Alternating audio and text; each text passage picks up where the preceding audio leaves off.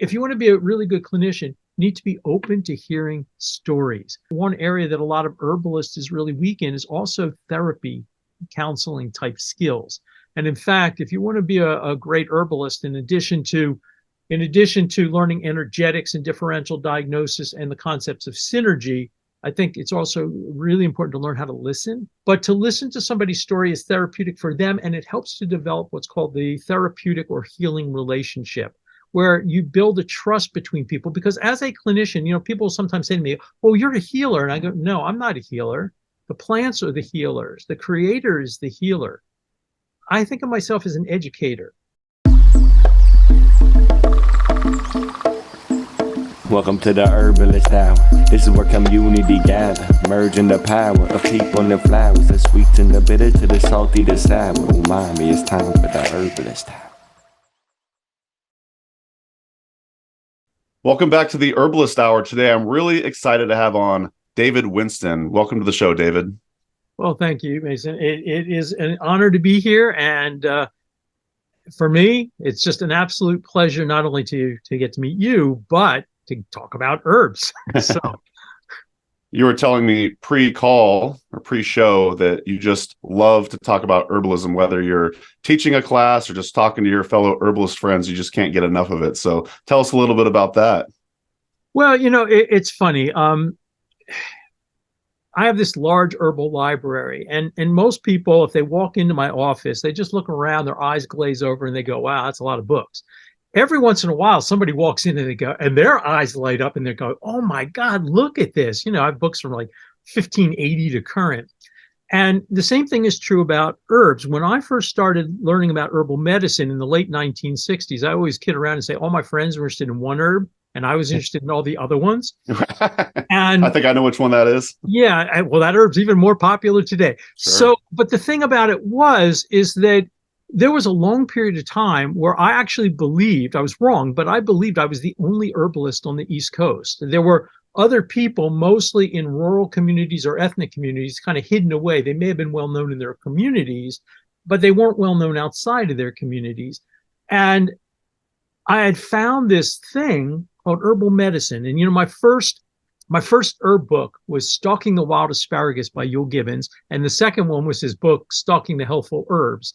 And this idea that I could walk outside into the woods and fields, and luckily I always lived nearby where there were woods and fields nearby, and I could find medicine, I could find food, plants with economic uses. To me, that was just the most amazing thing in the world. It was just, and so it didn't matter for a long time that no one else was interested. And I mean, no one.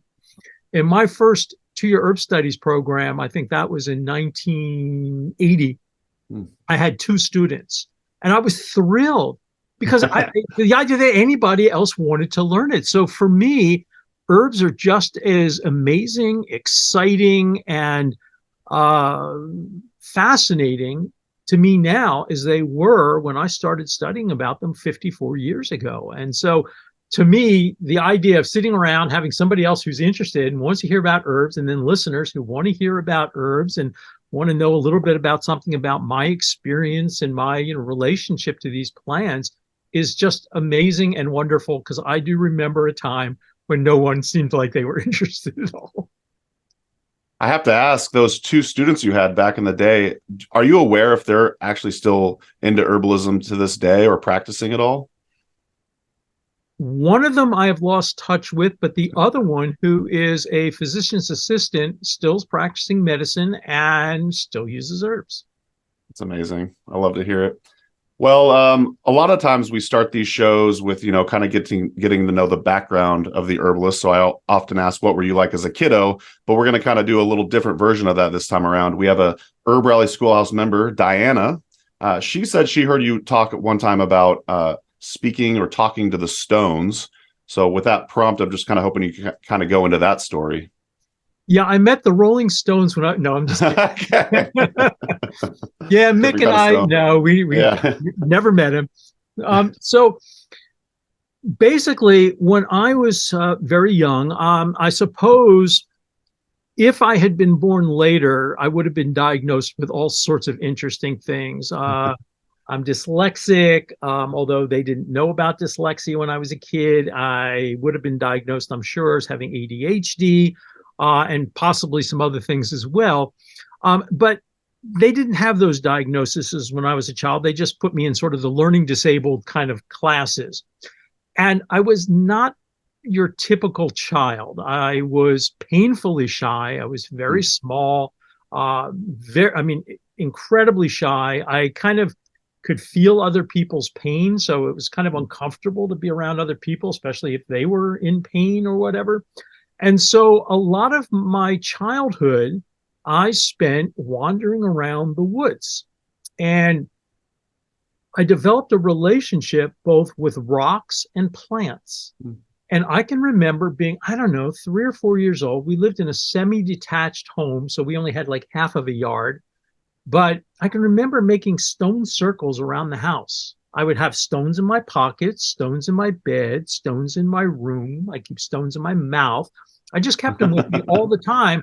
And they were my friends. You know, you people have imaginary friends. I had geological friends. And you can see behind me, you can see there's stones and crystals, fossils.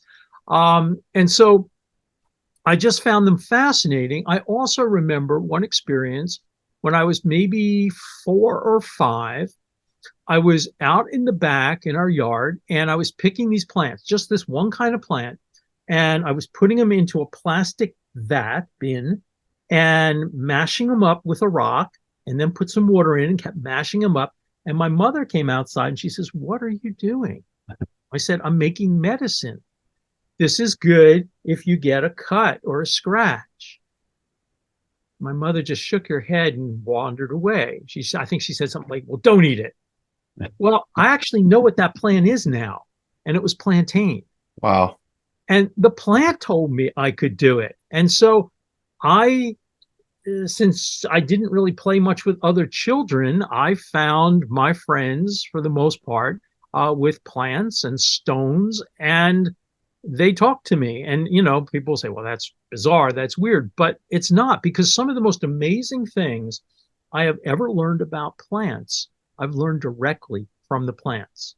So, for instance, this is kind of a funny story. My uncle one time said to me, and he was a sort of a folk healer.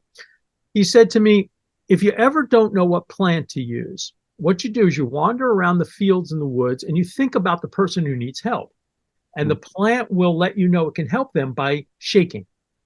Now, I was the herbalist. He was the sort of more of a traditional healer. And so I mean, he knew some plants, but I never really did it, because most of the time I at least thought I had an idea of what somebody needed, even if I didn't really. At least I thought I did. And so one day I'm in Churchville, Virginia, teaching for some friends, and wake up in the morning. I'm sleeping on the sofa, and I wake up. I'm wearing my T-shirt and my shorts, and I go outside to use the outhouse because I really need to use it. And there's a sign on it saying "out of order."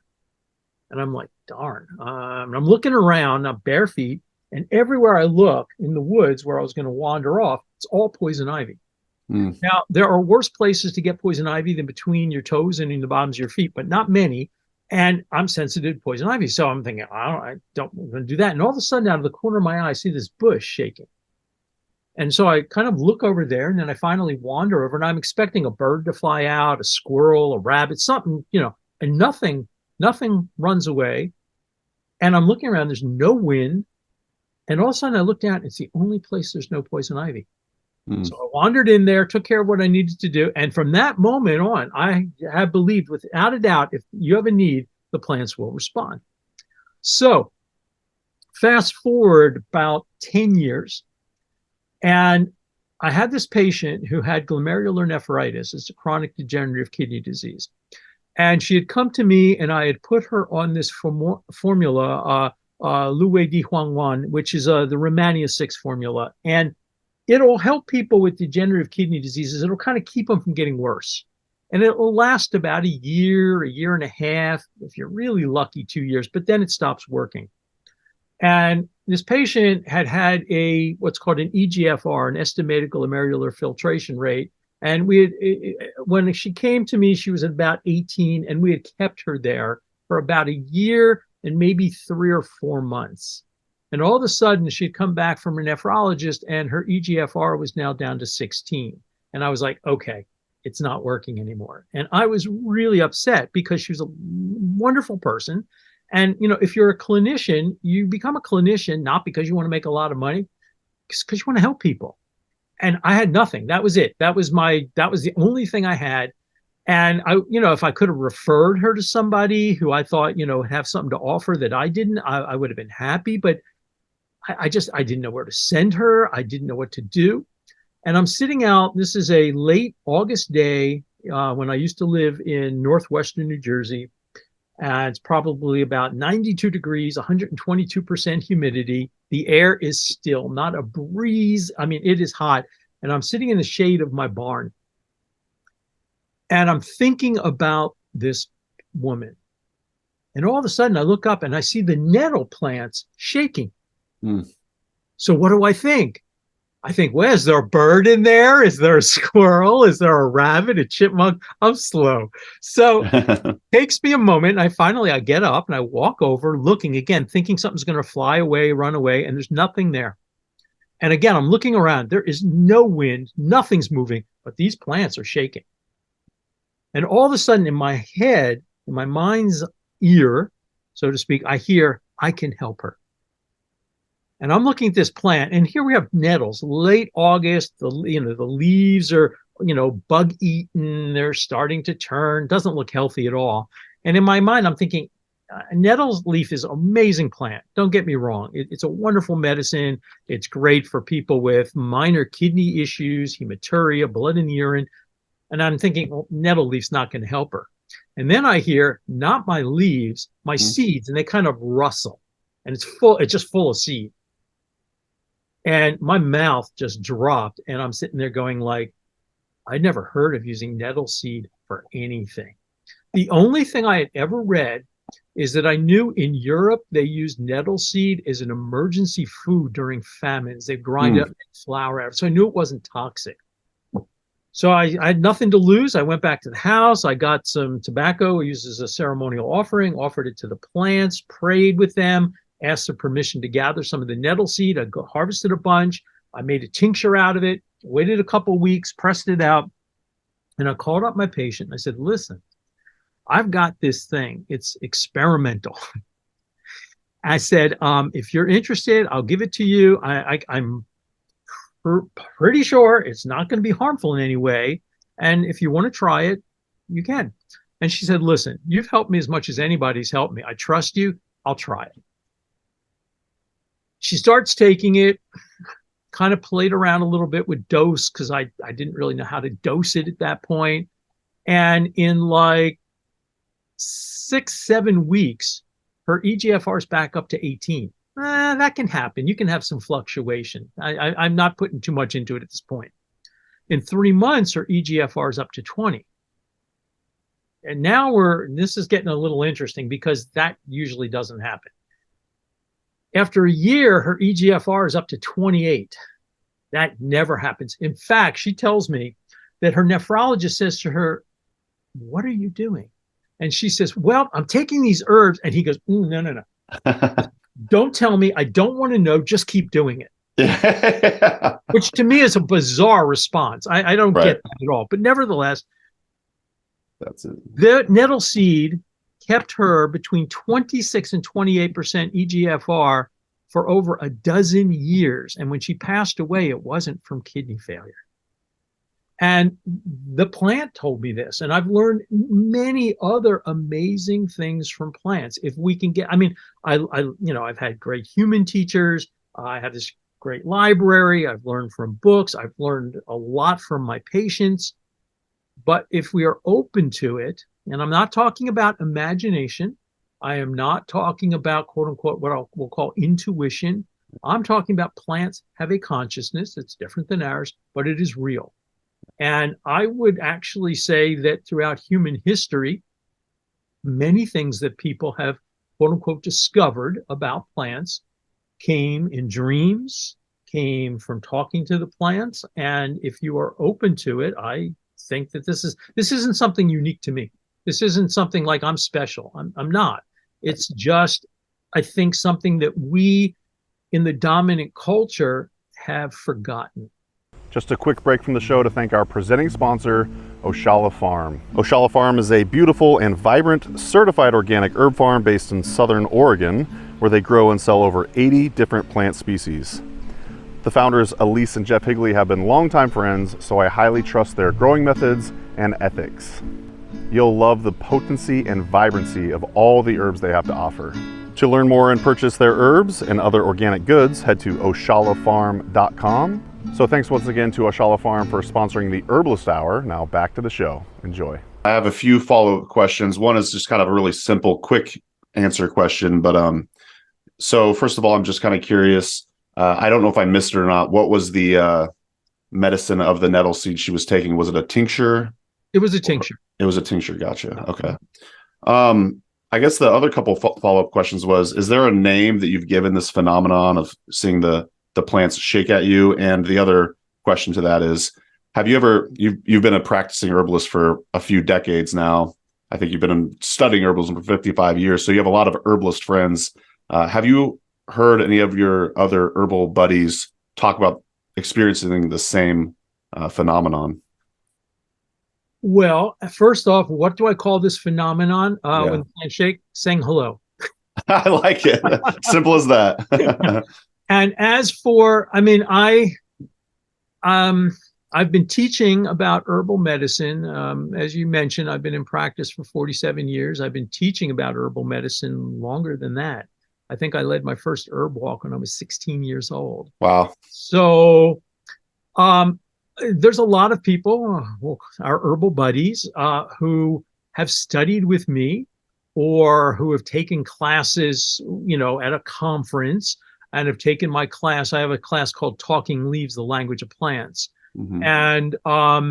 And so, lots of other people have done it. I would say the majority of my friends probably don't do this on a regular basis, but there are some people who I think use it quite a bit. And different people learn in different ways. And, some people, it might seem a little bit too out there to do it this way. But again, I don't think that this is not what I would consider paranormal. It's not, ESP. It's not something that is a unique gift. I just believe that human beings innately were always able to talk and communicate on some level beyond our own species, except that the sort of linear critical mindset, certainly within the culture that we all grew up in, says that that is impossible. But if I asked you or our listeners, how many of you have thought, all of a sudden you start thinking about somebody you haven't seen in 20 years and the next day they call you? Yeah.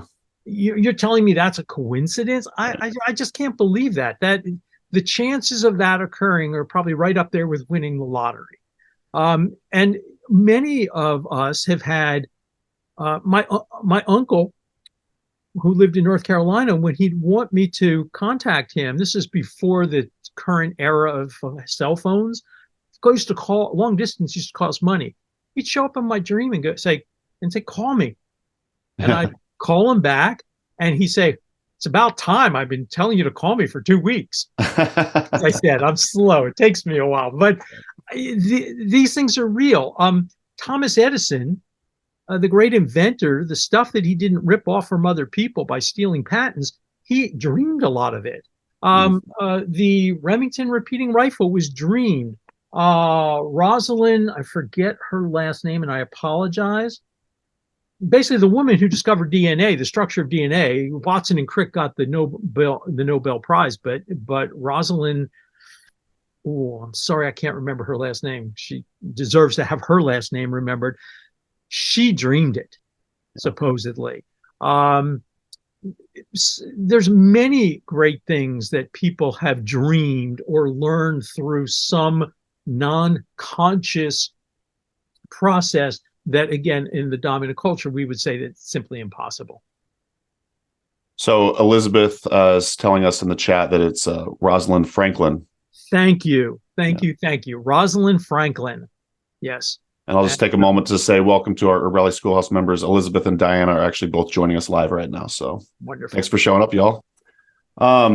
David, I was perusing your Instagram page. I'm not sure if you manage that or not, or your team does, but I saw a video of you talking about something, and I had to bring it up to you. So basically, I'm really big on this. I'm really big on, if I learn something and then later something challenges that belief, I'm willing to change my opinion on something. And I've had conversations with people where they're like, well, doesn't that just make you not really have any solid beliefs or anything like that? And I don't know. I've always been of the nature to kind of be able to change my mind and be open to new possibilities. So you said, quote, we have to remain open to the possibility that everything you believe is true and is subject to change. And I resonated with it so much. And I was just hoping you could kind of expound upon that.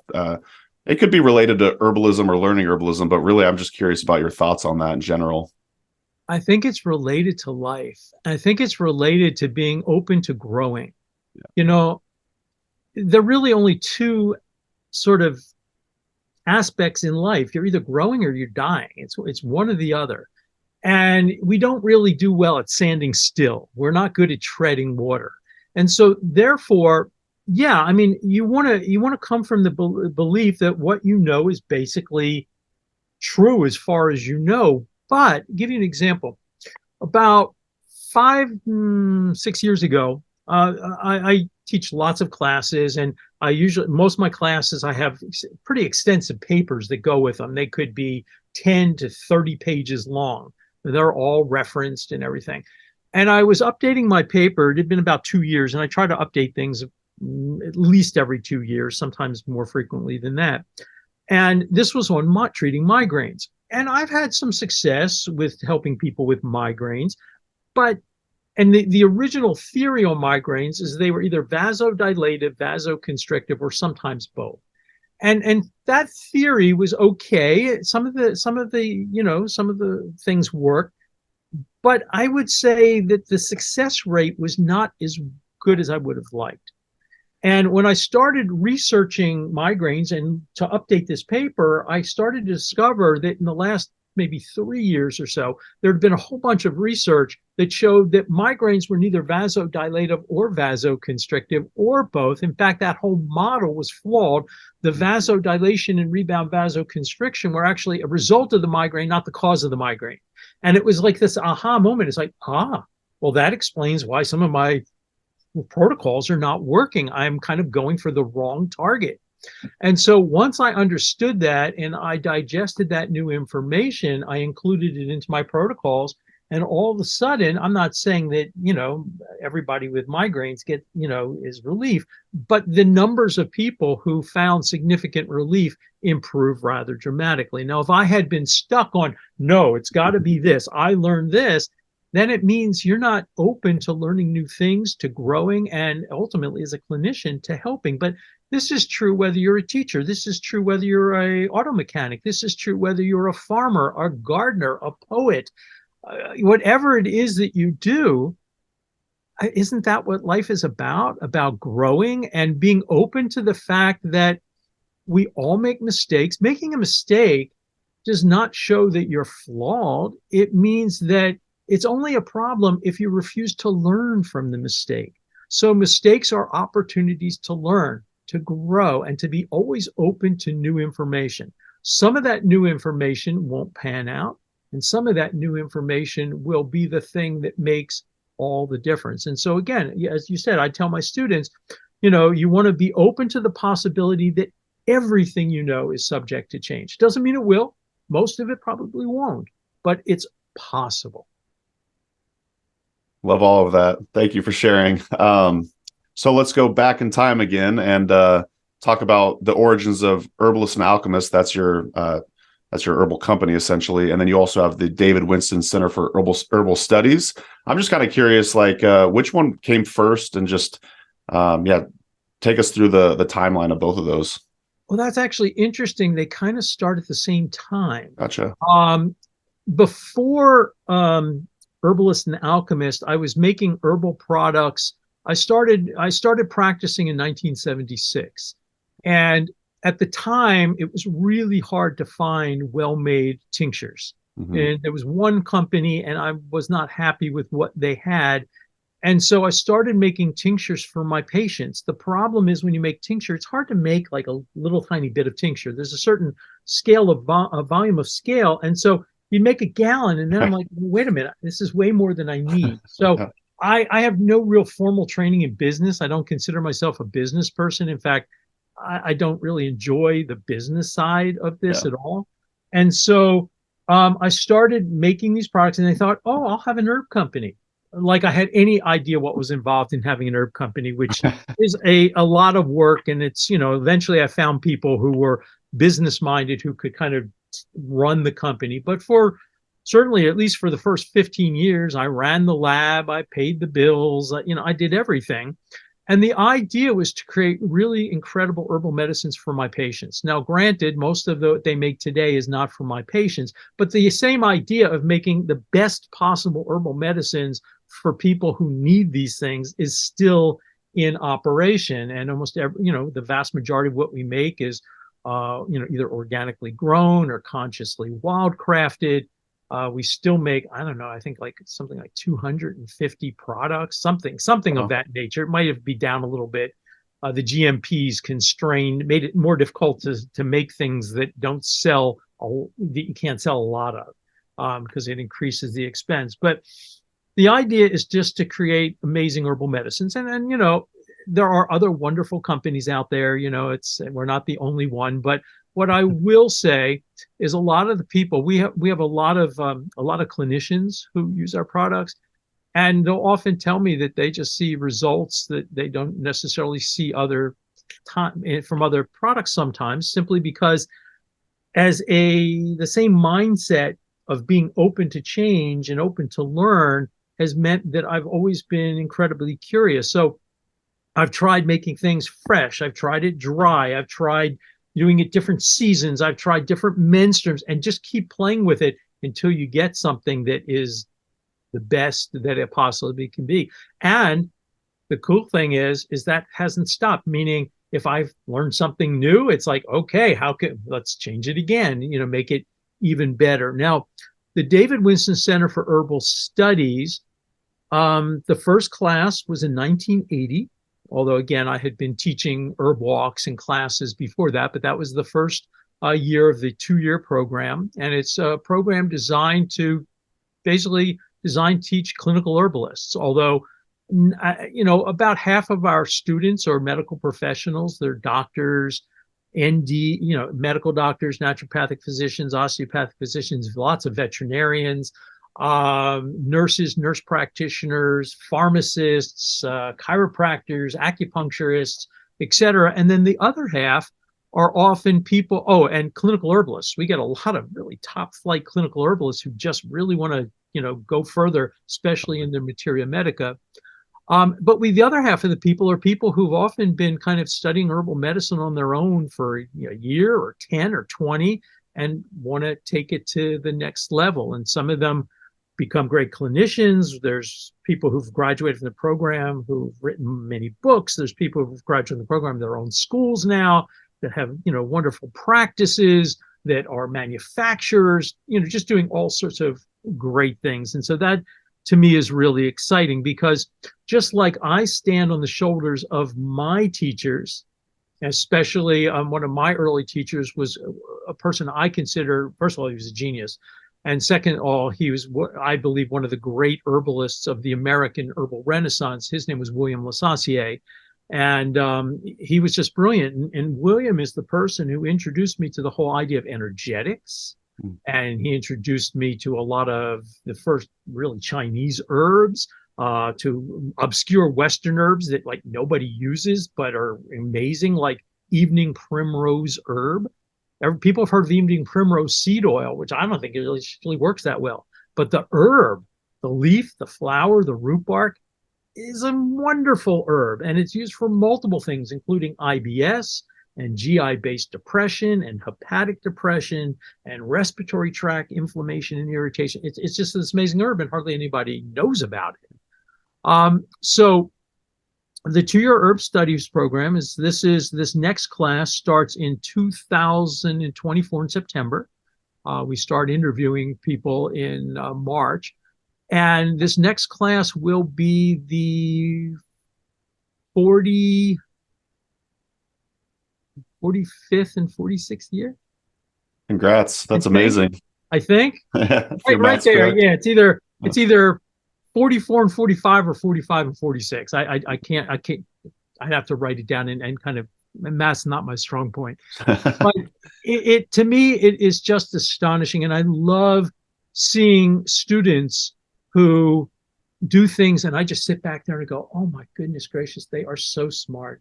They are so imaginative. They are so, and I just think about the amazing things that they're going to do with that. And so to me, it makes me really happy to be a small part of helping to not only, create this American herbal renaissance, but to help, create the next generations of herbalists that will take what I know and far exceed what I've been able to do. Amen. And I know one of your philosophies at your school is good herbalists treat people, not diseases. Can you expound upon that? Yeah. So when I first started learning herbal medicine, and this would be in 1969, I would buy every book I could find. Now, remember, in 1969, first off, there weren't that many herb books, and a lot of the ones that were out there were really bad. But of course, I had no idea they were really bad because I knew nothing. So therefore, I just get everything I could find and read it cover to cover. And then I taught myself field botany. What I would do is I had this theory, and I still do this this day, is that I didn't think it was right to give somebody something if you didn't really know the plant. So part of my learning process is to take something and take lots of it and see what happens, a little bit like approving in homeopathy, but that's not what I'm trying to do. Yeah. I'm not trying to make myself sick. I'm just sometimes did. And by the way, I can tell you some really funny stories, like the Senna story. Okay. Yeah. So anyway, all of these books were very allopathic in nature, meaning this herb's good for this disease. And they list a disease like headaches, and then they list 30 herbs that are all good for headaches. Yeah. Well, sometimes they worked, sometimes they didn't. And so it didn't make sense to me at that time that to treat a disease was just so nonspecific. And then William introduced me to this idea of energetics. There's the energetics of plants. They can be warming or cooling, drying or moistening, etc. And also this idea of human energetics, which is known as differential diagnosis. And that idea, when I first came across it, was like that, definitely an aha moment. It was like, this makes so much sense, because now, instead of treating the disease entity, you now can treat the actual person who has it. So if I have 5 people who are all diagnosed with osteoarthritis, and you get this question all the time, what's good for, what's a good arthritis herb? Or even worse, you see the little sound bites of information. St. John's wort's the depression herb. Black cohosh is the menopause herb. Saw palmetto is the prostate herb. The only problem with all 3 of those pieces, those little sound bites, is they're wrong, wrong, and wrong. Right. So while it is true St. John's wort has some benefit for some types of depression, I teach there's more than 14 subtypes of depression, and St. John's wort really only works well for 3 of them. And so if you just treat depression as a disease entity, like Orthodox medicine does, and by the way, I'm not putting down Orthodox medicine. I work with physicians all the time. I love what they do. What they do and what I do are not the same thing, and a great herbalist and a great physician working together is a true win-win for the patient. But with something like depression, especially, your mild to moderate depression, treating it as a single entity simply doesn't work. The clinical studies clearly show that most of your pharmaceutical antidepressants work only about 40% of the time. Placebo works 33% of the time. So they're only slightly better than placebo. So when you start treating the person who's depressed or the person who has arthritis, and you understand the energetics of what's going on, you can now start to match specific herbs to the specific person. And so I would definitely say, yes, great herbalists. And I don't think any of us, we don't think of ourselves as great, but hopefully we're all striving to be great, be the best that we can be. And so if you want to be a great herbalist, treat the person, not the disease. Your success rate will skyrocket. Does it mean it's always going to work? No, nothing works all the time. But your ability to actually make significant differences in people's lives increases dramatically because, again, you are looking at the specific person, their age, their gender, whether they have GI problems, whether they have digestive problems, whether they have immune problems, whether they have circulatory problems, sleep issues. And the more you address that whole person, the more effective what you do is going to be. I love that. Yeah, I also heard you say if you want to be an herbalist, don't just be content to be good. You want to be great. And you kind of touched on that right there. I don't know if there's anything else you want to kind of talk about that, but I just thought that was noteworthy. Also, I wanted to say you do work with physicians, because isn't one of the instructors at the David Winston Center for Herbal Studies an MD? Mm-hmm. Don't you have a doctor on staff? Okay. Yeah. Yeah, Very Dr. good. Wendy Warner. She is a medical doctor. She does most of the classes for women's health, and they are amazing. She spent most of her career as a gynecologist, although she also treats non-gynecological things and not, any gender. But yeah, where herbal medicine is strong tends to be where orthodox medicine is weaker. And vice versa, where orthodox medicine is strong tends to be where herbal medicine is at its weakest. So it's not an either or. In some situations, orthodox medicine is the way to go. You have bacterial meningitis. Don't call the herbalist. Don't call the Reiki healer or the chiropractor. You want to be in the hospital with an a antibiotic IV, and it'll save your life. Yeah. But then in the recovery phase, where you're discharged from the hospital, but you have severe cognitive dysfunction, and they tell you, well, there's not much we can do. We'll send you to some physical therapy and some occupational therapy, and hopefully over the next year you'll regain your cognitive function. Oh yeah, except that we can give that person herbs, and probably in 2 to 3 months they'll be at probably 90-95% of their cognitive recovery. And so sometimes orthodox medicine is the way to go. Sometimes orthodox medicine is the way to go, and herbs and when we say herbs, it's not just herbs, it's diet, it's lifestyle, it's nutrition. Any herbalist who's not dealing with all those things is missing the boat, because those are the foundations of health. Sometimes those sort of things are adjunctive. There are other times where herbal medicine and these other things is really the best way to go. And orthodox medicine may be adjunctive or maybe not necessary at all. And so it's figuring out what's most appropriate for this person. And in some cases, depending on compliance issues, depending on comfort level, if somebody, I had a patient one time, and I have this rule about seeing new patients. The person who wants to see me has to call, unless it was a child. They have to call. No one can do it for them. And for some reason, I broke my own rule. This is going back like 30 some odd years. And this woman called, and she convinced me to see her husband, who they were talking to him about, they were going to have to start thinking about scheduling, open heart surgery. And so he comes in, and as soon as I'm seeing this guy, I'm thinking, I made a mistake here. I shouldn't be doing this, because we're talking about it and we're looking at, when they come in, they bring in their 3-day diet diary so I can kind of see what they're eating. And I said to him, well, there is a possibility that you could avoid this surgery, but you're going to have to make some really significant dietary changes. Like the pint of Haagen-Dazs a day is going to have to go. And he looks at me and he goes, I'd rather have the surgery. And I said, that's perfectly fine. No problem. Thank you. Have a nice day.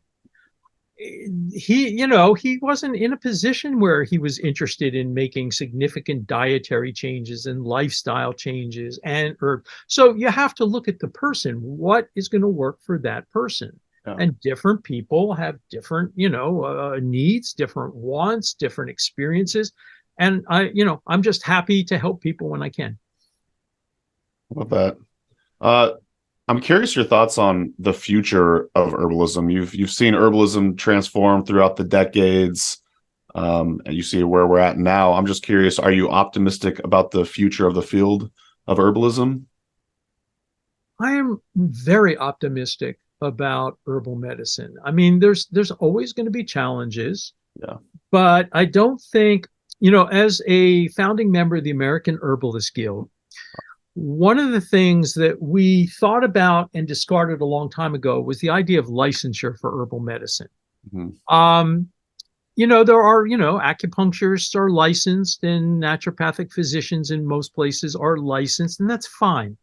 But one of the things that we did is we tried to create a standardized test for becoming a member of the American Herbalist Guild. And we realized after a year of a lot of work that it was impossible.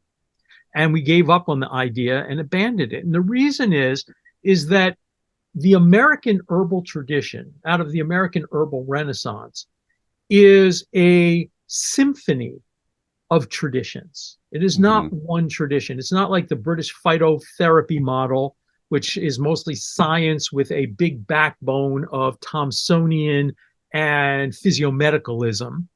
The American herbal experience, we have everything from various Native American traditions. I mean, over 500 nations, each with their own medicine. And some of that has certainly found its way into herbal medicine today. A lot of it's the basis of herbal medicine today. We also have European herbal medicine.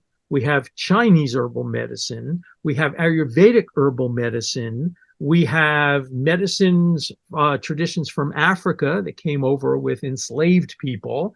We have wise women traditions. We have folk traditions.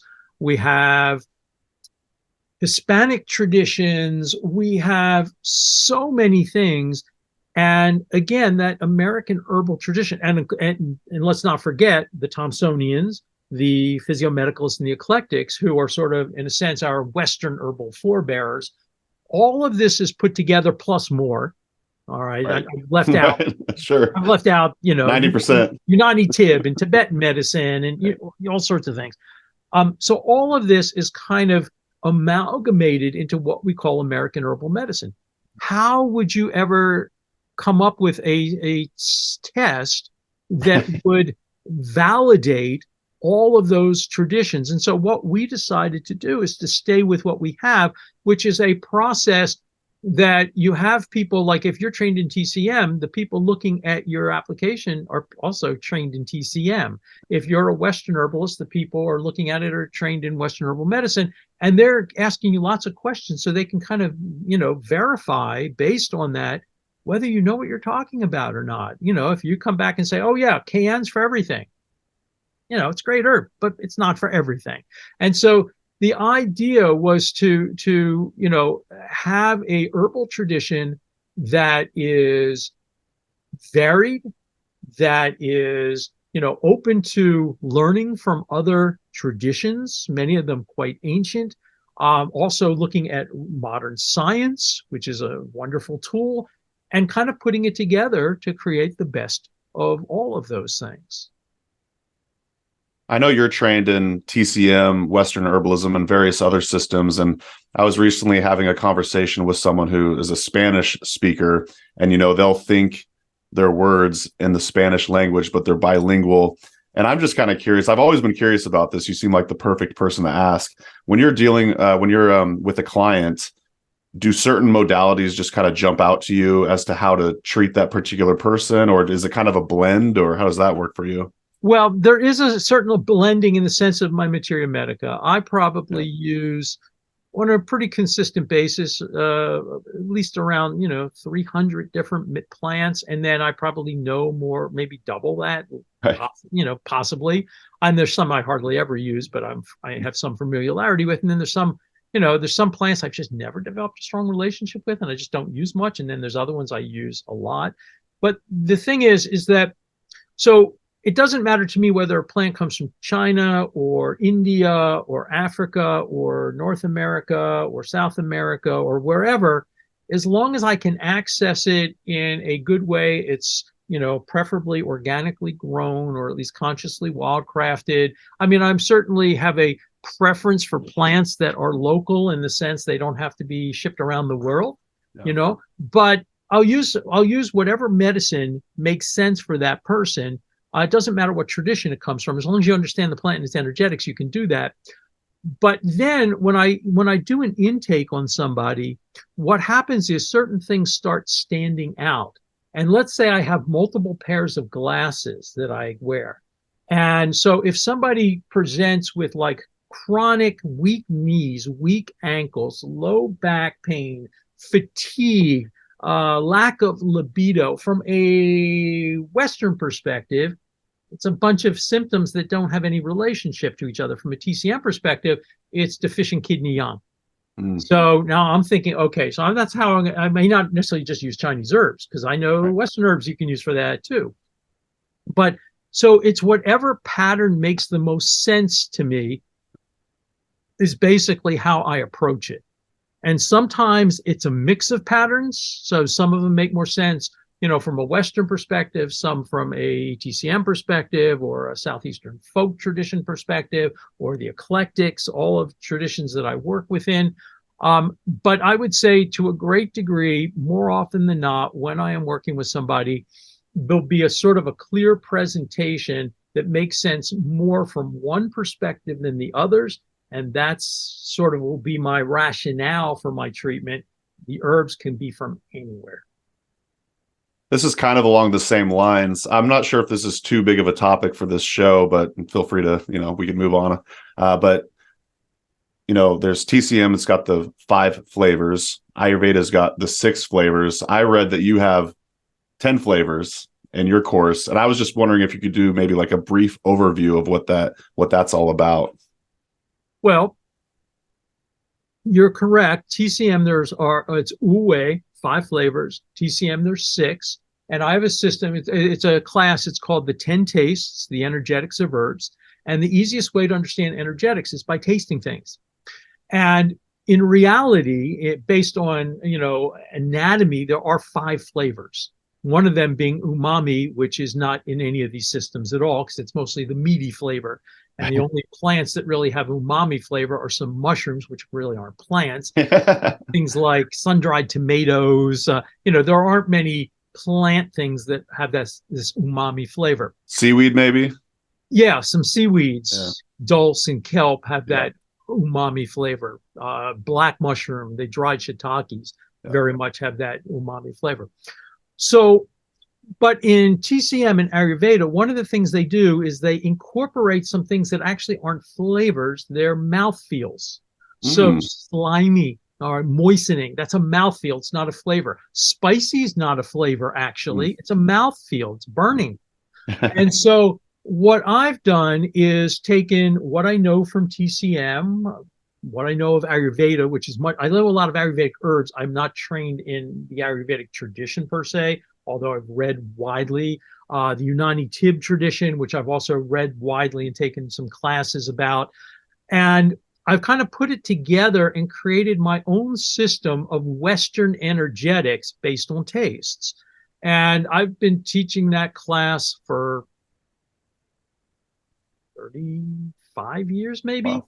And of course it's changed and it's grown, and I've corrected things because of, I started off thinking this and realized that wasn't necessarily correct. But the cool thing about the energetics of herbs, the 10 tastes, is that anybody, I'm not saying you can be good at it, but anybody in a 5-hour class can learn it. So people who already have a background in Ayurveda or TCM, they already have a system of energetics, or Unani Tib, or Tibetan medicine, etc. But if somebody is a Western herbalist who has no energetic background, it's easy to learn.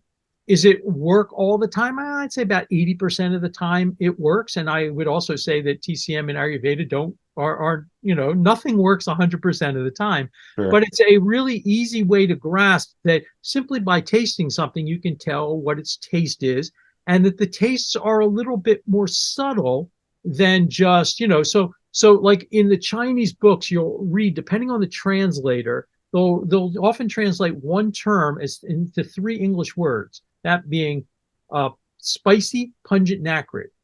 The problem is they're three unique different things. So they're three flavors. Right. Right. Okay.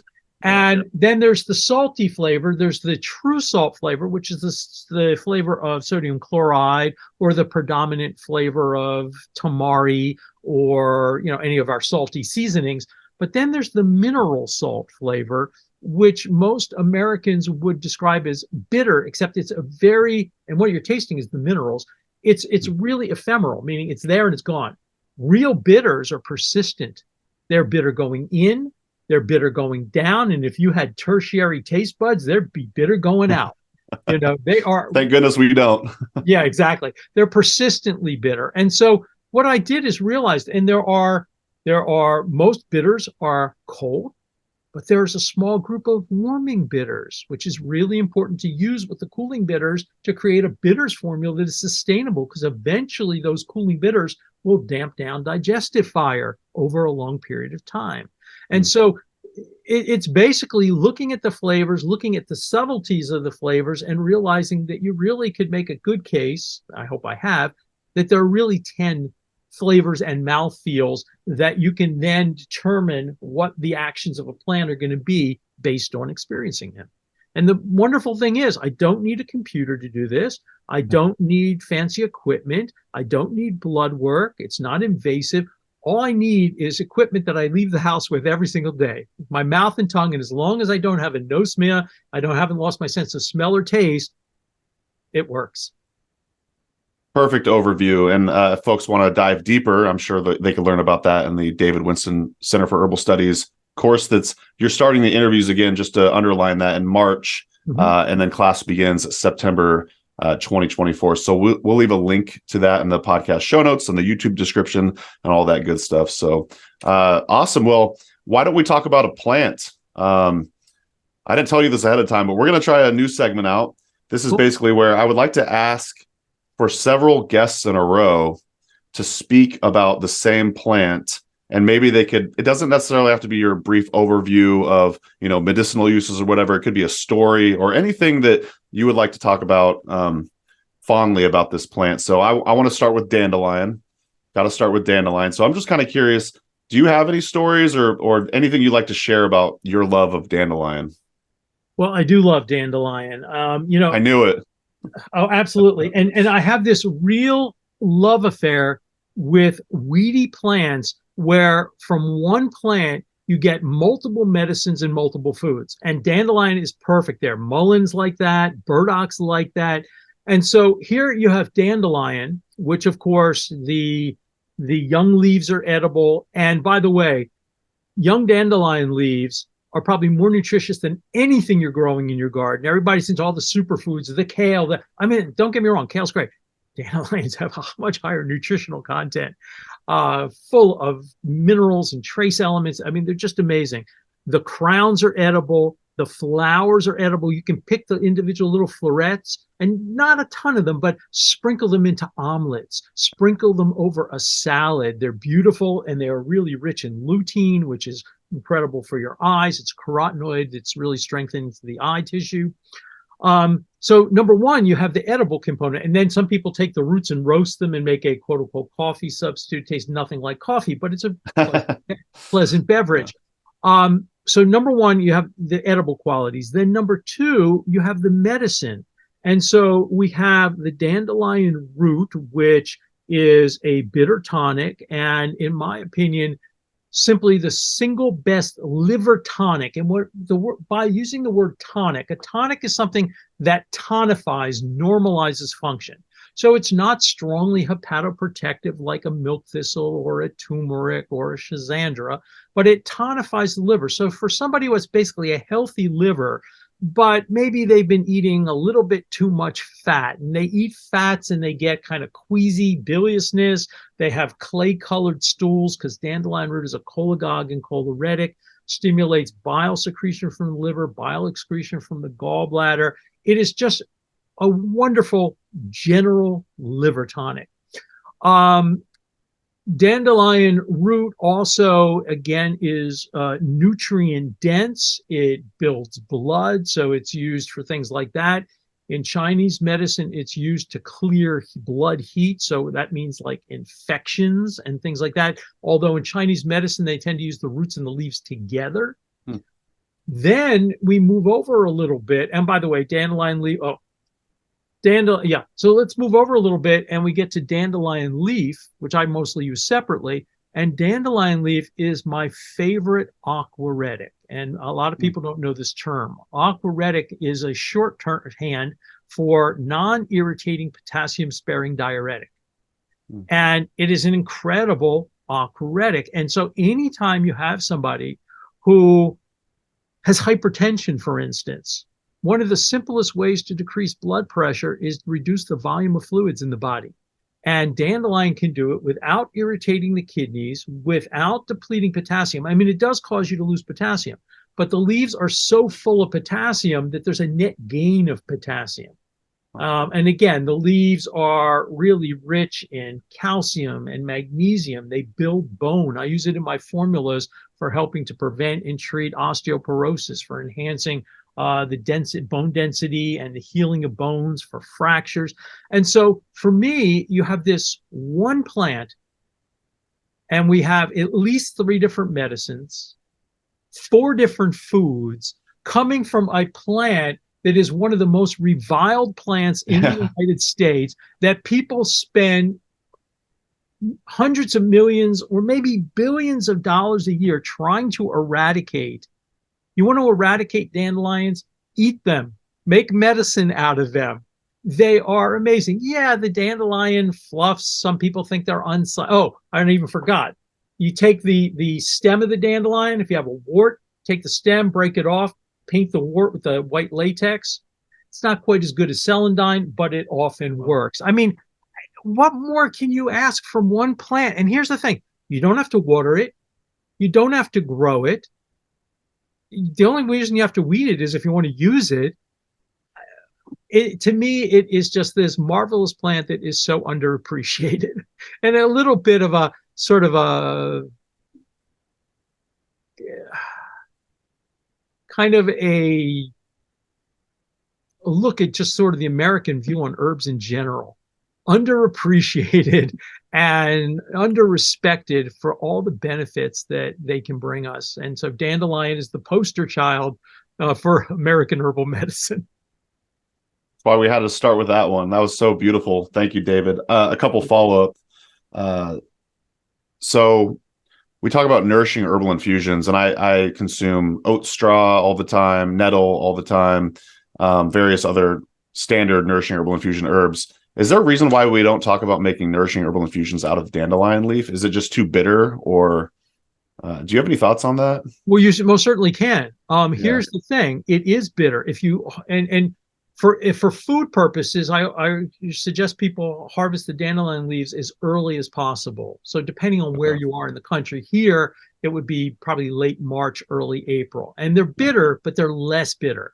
And if you have, like one part of dandelion, and you have a bunch of other things that are a bit more flavorful, it's quite tolerable to the average person. And I will say that Americans, the bitter is the taste that most Americans love to hate. But over the past 15 years or so, Americans are finally starting to gain a little bit of an appreciation for bitters, especially coming out of the craft beer movement. Totally. And realizing that bitters is not something that is necessarily horrible. In fact, it's the most physiologically active taste. It stimulates digestion, absorption, elimination, decreases blood sugar levels, reduces insulin resistance. I mean, it does so many things.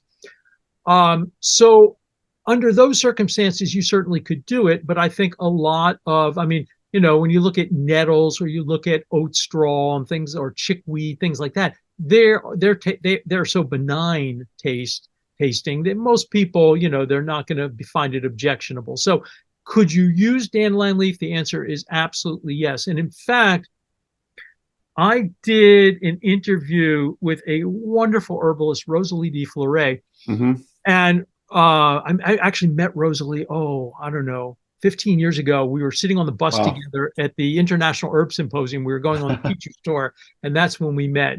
Wonderful, wonderful person.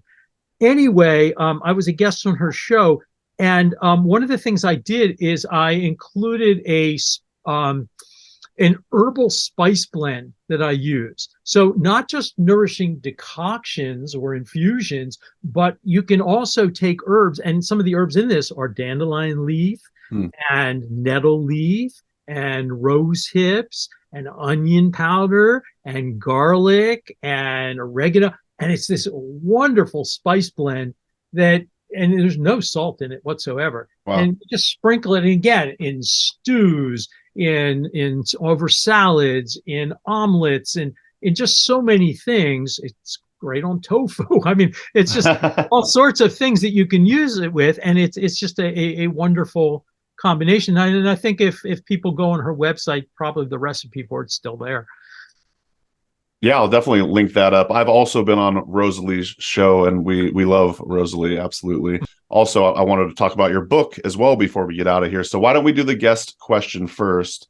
And Elizabeth says, David, herbal community is struggling to address dysautonomia, often assumed to be POTS, which is arguably the most common characteristic of long COVID. Neither conventional nor traditional approaches are helping very much. I have thoughts and scientific breadcrumbs, and yes, dreams, referring back to earlier, that suggests that the newly acknowledged organ, the interstitium, is in some way involved. If this were the case, do you have any immediate thoughts on herbs that may be beneficial?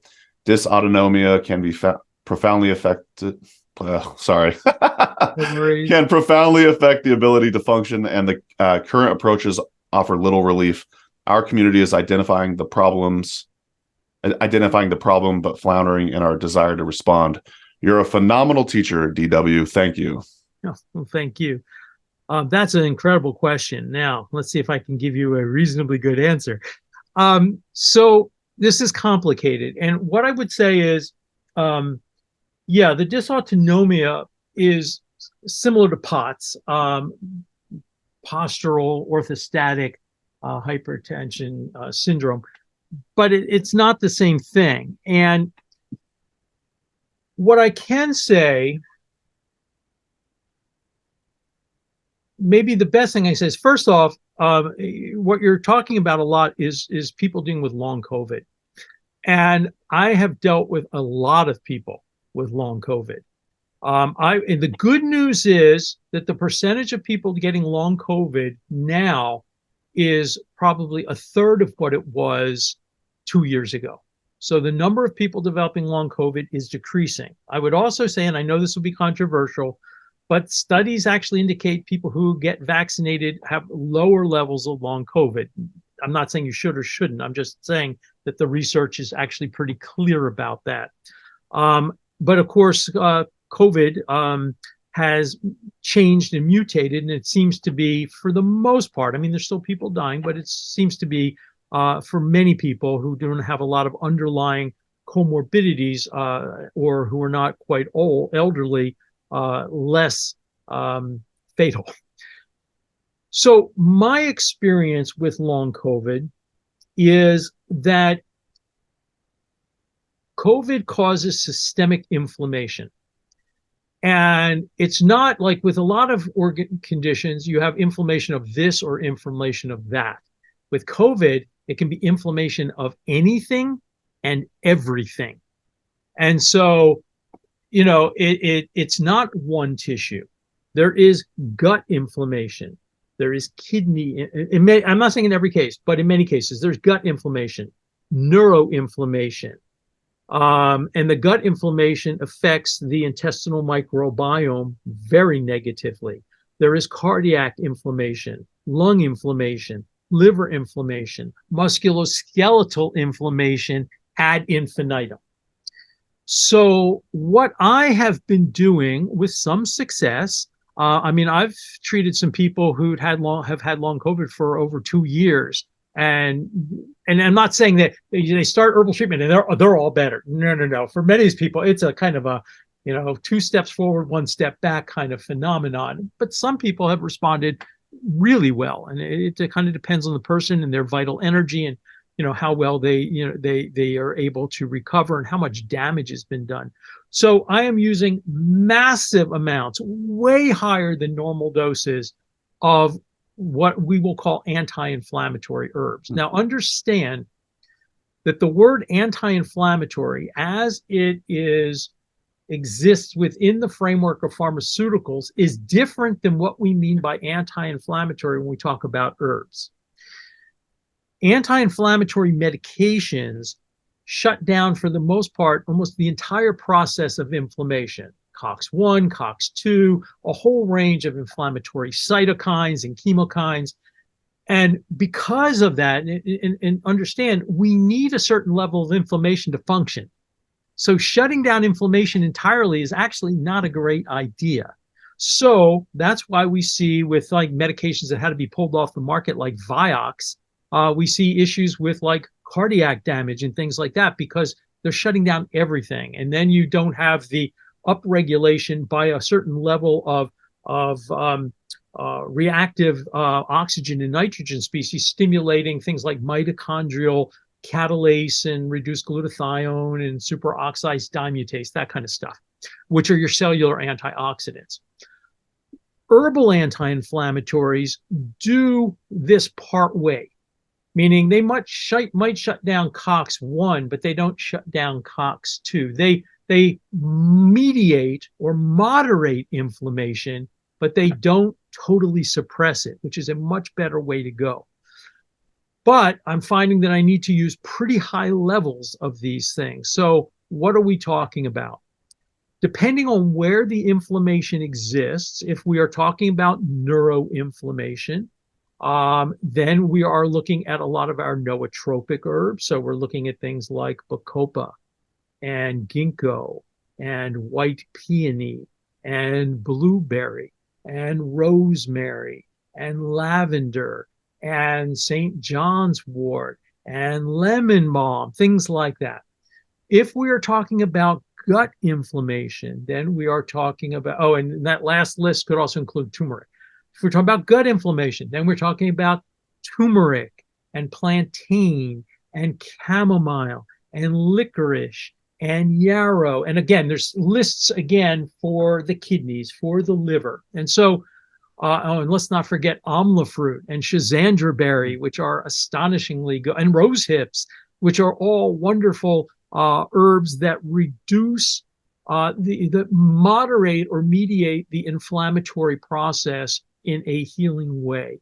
And so I'm using very high doses of these things and getting pretty good results. And so getting back to the question, I think what you want to look at is look at the specific symptom picture the person has. It's not one tissue. It's probably, in most cases, 2, 4, 7, all. It's this whole process of systemic inflammation with associated HPA axis dysfunction.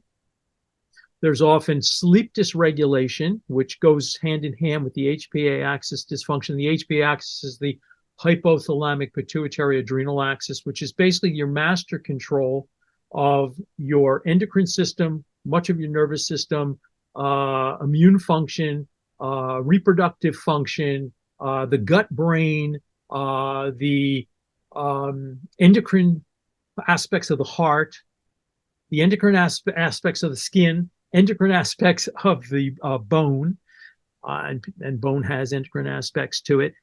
And then again,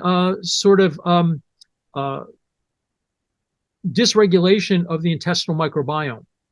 And while probiotics can be of benefit here, I actually have found in most cases that probiotic foods work better. And bitters. Of course. Can't leave those out. Very thorough answer. Thank you. We do have another guest question. I don't know if you have time, David. Feel free to pass. I'm happy. All right, cool. So this one's also from Diana, who we started the show with about the rock question. So Diana asks, do you look at where the illness might have started or come into the person, as in mental, emotional, physical, or spiritual, and then treat them on that level first, or do you find it doesn't matter? Well, if let's say somebody has some type of a trauma condition, they have a fracture. While it may affect them emotionally and spiritually, it's a physical phenomenon. And so obviously that's really, in my opinion, how it needs to be treated. If somebody has a condition that starts in their spirit, which to me is a very real thing, it's not an intangible. I mean, you can't touch it, but it's a very real thing. If it starts in the spirit or in the in the psyche, I think you have to deal with the physical manifestation of it, but you also need to address that thing, because if you don't, it's very likely that either it won't respond or it'll come back if you manage to improve it.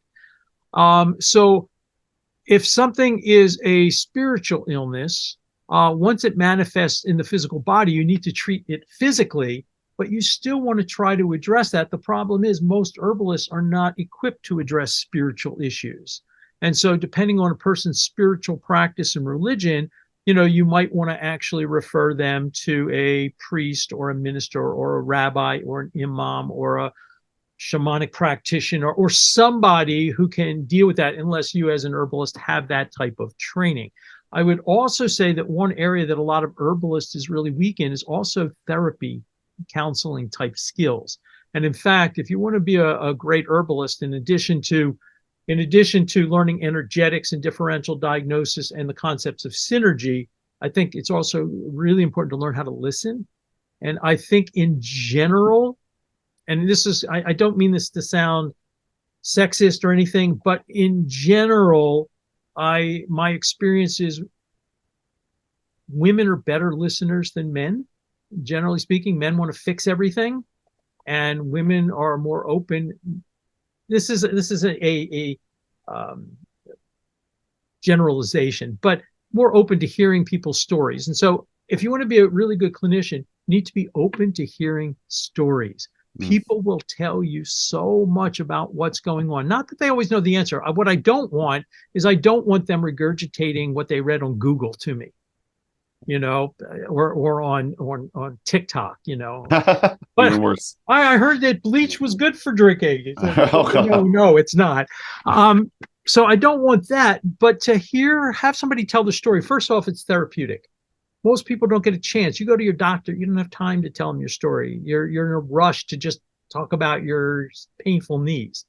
But to listen to somebody's story is therapeutic for them, and it helps to develop what's called the therapeutic or healing relationship, where you build a trust between people. Because as a clinician, people sometimes say to me, "Oh, you're a healer." And I go, "No, I'm not a healer. The plants are the healers. The creator is the healer." I think of myself as an educator. But we're on a journey. If you're helping a patient or a client, you're on a journey together to try to help them to find wellness. And it's their body, it's the healing power of nature, that internal healing process that's going to do it. And you're trying to support that and stimulate that. So anyway, I just think that it becomes essential to learn to listen. And you will learn a tremendous amount. And so, but you may not be the best person to interpret what you're hearing. And as a clinician, never be afraid to say several things. Number one, very important words: I don't know. A lot of times people are afraid to say I don't know because they think people are going to think they don't know anything. It doesn't mean you don't know anything. It means you know your limitations, and we all have limitations. So to say I don't know, but we can look into it. I had a doctor call me up one time. He's telling me about this disease. He wants to know if I know anything, I have any experience with it. There's 7 known cases in the world. I'm like, right. I don't know. So it's okay to say I don't know. You will make mistakes. It's fine to acknowledge that when you do. And hopefully the good thing with herbs, most of our mistakes are relatively benign. And if you make mistakes, the key is to learn from them. And then in addition to being able to say, I don't know, and being open to acknowledging mistakes, it just because something works most of the time doesn't mean it's going to work all the time. And so I'll just give you one quick example. we see sometimes what are called idiosyncratic reactions, meaning somebody has a really strange reaction to something. Now, there's some things that are just silly, like this physician calls me up and he's talking about himself, and he says, listen, I started feeling like I was coming down with the flu. I took a whole bunch of echinacea, and then I got the flu. Did the echinacea give me the flu? And I'm like, excuse me? No, it just simply didn't keep you from getting the flu. I mean, that's silly. But there are other times where, from my own personal example, I don't know why, but burdock root makes me vomit. It doesn't matter if I take the tincture, the tea, I just have this autonomic response, and I've never seen this in anybody else. So would I say burdock root causes vomiting? No, not in anybody that I've ever met except for me, but that's an idiosyncratic reaction. So that is always possible. But we're going on the fact that, so if somebody tells you something didn't work for them, don't sit there and say, oh, no, that's impossible. Anything's possible, including getting well, which is really wonderful. Amen. So you're an educator, you're a clinician, but you're also an author. You wrote a book called Adaptogens, Herb for Strength and Stamina. I think your next book should be called The Power of I Don't Know. I think that'd be an awesome book title. But I wanted to highlight your book. I believe you have other books as well. So it looks like you revised this edition in 2019 with co-author, what is that, Stephen Mames? Well, actually, he wasn't involved in the 2019. His name is still on there because he was involved in the first edition, but not the second. Gotcha. And the new edition is really, it's a second edition. It's not just a slight revision. The book's about 40% larger. I'd say it's about 60% revised. It's there in 2008 to 2011 or 12, there was all this new information that came out about adaptogens that obviously wasn't in the book because the first edition was written in 2006, published in 2007.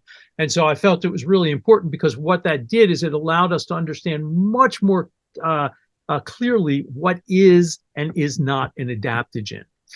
And the reality is adaptogens are fascinating because, all the research on adaptogens comes initially from the old Soviet Union.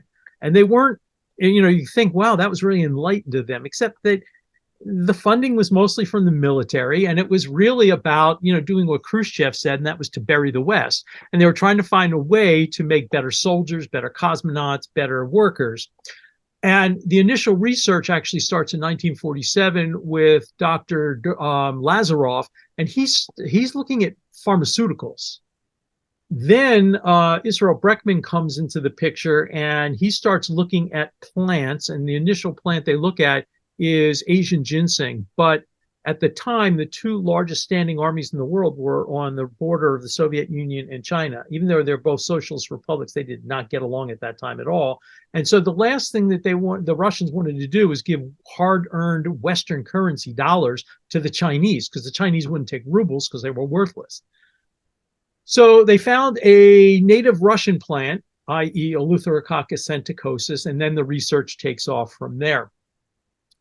In the intervening years, initially in 1969, Breckman and Professor Dardamoff come up with the first definition of what is an adaptogen, and it's really nonspecific. It's that these herbs create what's called a nonspecific state of resistance, meaning they help you resist stress, regardless of whether it's psychological, physiological, etc. They are non-toxic in a normal therapeutic dose, and they create a systemic amphoteric effect, helping to overall normalize body function. Well, the problem is that people today are still using this definition that's 54 years old. Well, time hasn't stood still. In the intervening 54 years, we've come to understand how adaptogens work and the mechanisms they work by and what they are doing. And so now the definition of an adaptogen, that first part's still true, but then there's part 2, part 3, part 4, part 5. And when you put all those in, there are only 8 or 9 plants that we absolutely know are adaptogens. Then I'd say there's another 5 or 6 I call probable adaptogens. The level of evidence is not as good, but the evidence suggests they really are. That would include things like holy basil.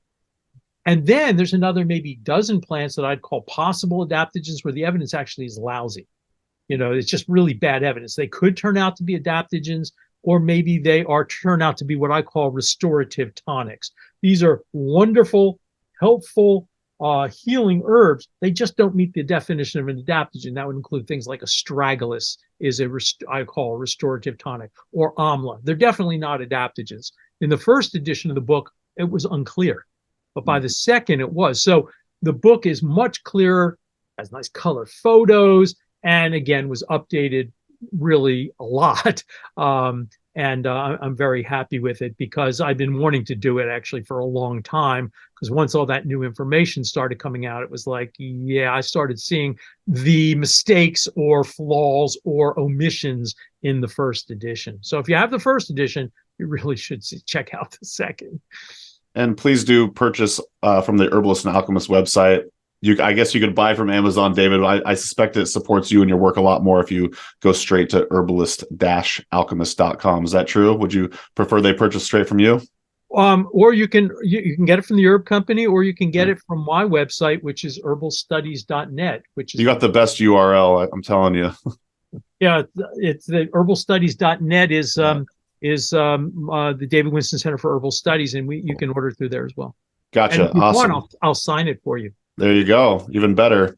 So I will leave links to the book and everything else we talked about in the podcast show notes, along with the YouTube description. David, I really can't thank you enough for going overtime with us. And you shared so much knowledge and wisdom. And I would love to have you back someday and go for a round two. Thank you so much for joining us. Well, thank you so much, Mason. It has been an absolute pleasure. I can't wait to hang out with you again, whether That's right. Whether it's on this or at a conference or something. I'd love to chat more. Thank you for the opportunity to speak with you, speak to your listeners.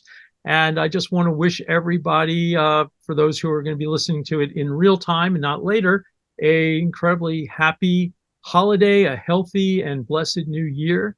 Thank you all. Awesome. Well, with that, thanks y'all for listening, and we'll see you in the next episode of the Herbalist Hour. Bye-bye. Thanks so much for watching today's episode of the Herbalist Hour. If you enjoyed it, please give it a thumbs up. And if you want more great herbal content, be sure to subscribe to our Herb Rally YouTube channel. If you enjoy these Herbalist Hour episodes and you'd like to join us live, you can do so by becoming an Herb Rally Schoolhouse member. Learn more at herbrally.com/schoolhouse. And if you want to get your first 30 days for free, use coupon code YouTube30 at checkout. So our Herb Rally Schoolhouse members get access to exclusive video classes, monographs, and a lot more herbal community discounts, along with joining these live Herbalist Hour interviews. So one more time, herbrally.com/schoolhouse. Enter coupon code YouTube30 at checkout to get your first 30 days for free. All right, we'll see you in the next episode, and take care.